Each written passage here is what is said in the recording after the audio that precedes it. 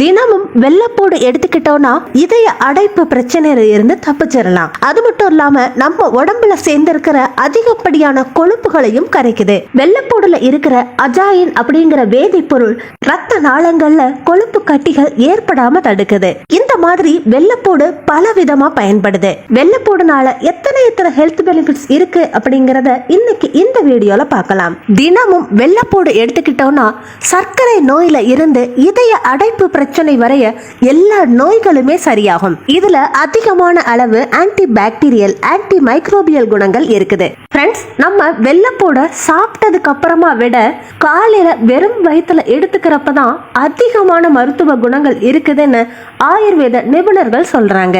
இந்த மாதிரி இரும்பு கடாயில 5ல இருந்து 6 வெள்ளைப்பூண்டு பற்களை எடுத்து தோலை எடுத்துட்டு நல்லா வறுத்துக்கோங்க. இந்த மாதிரி வறுத்துட்டு சாப்பிடுறப்போ வயிறு உப்புசம், ஜுரம், வயிற்றுல இருக்கிற புழுக்கள், பித்தம், இந்த எல்லா பிரச்சனைக்குமே வெள்ளைப்பூடு செக் வைக்குது. முக்கியமா பிபியை குறைக்கிறதுலயும் வெள்ளைப்பூடு நல்ல வேலை பண்ணுது. குறிப்பா நம்ம உடம்புல இருக்கிற வாதம், வலிய குறைக்கிறதுக்கும் வெள்ளைப்பூடு ரொம்ப நல்லா ஹெல்ப் பண்ணுது. அதுக்கு ஒரு சின்ன பேன் எடுத்துக்கோங்க.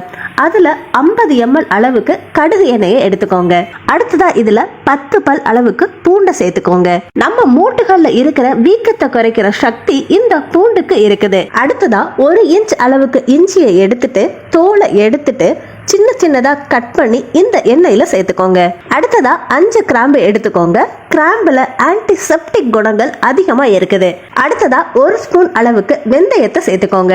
இதுல ஆன்டி ஆக்சிடென்ட், ஆன்டி இன்ஃப்ளமேட்டரி குணங்கள் இருக்கிறதால ஜாயிண்ட்ல ஏற்படுற வலி, வீக்கத்துக்கு ரொம்ப நல்லது. அடுத்ததா 2 இல்லாட்டி 3 கற்பூரவள்ளி இலைகளை இந்த மாதிரி சின்னதா பிச்சு சேர்த்துக்கோங்க.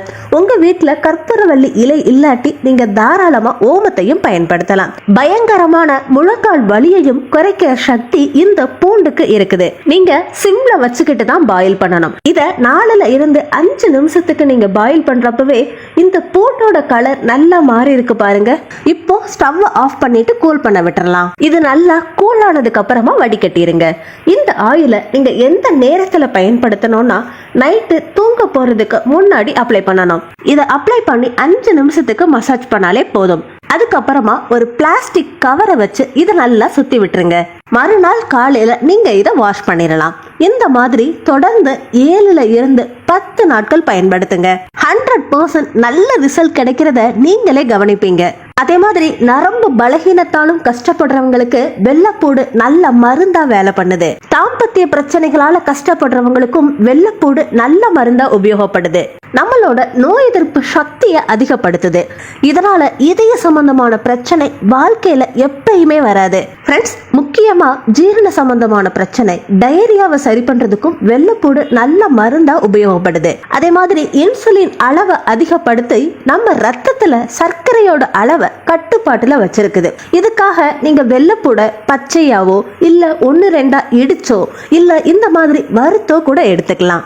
ஆனா கர்ப்பிணி பெண்கள் மட்டும் வெள்ளைப்பூட பச்சையா சாப்பிடக்கூடாது. உங்களுக்கு இந்த வீடியோ பிடிச்சிருந்ததுன்னா லைக் பண்ணுங்க, ஷேர் பண்ணுங்க. நம்ம சேனலை இப்பதான் நீங்க ஃபர்ஸ்ட் டைம் பாக்குறீங்கன்னா சப்ஸ்கிரைப் பண்ணி பக்கத்துல இருக்க பெல் ஐகானையும் கிளிக் பண்ணுங்க. அடுத்த ஒரு இன்ட்ரெஸ்டிங்கான யூஸ்ஃபுல்லான வீடியோவோட நான் உங்களை மீட் பண்றேன். Until then, take it, bye.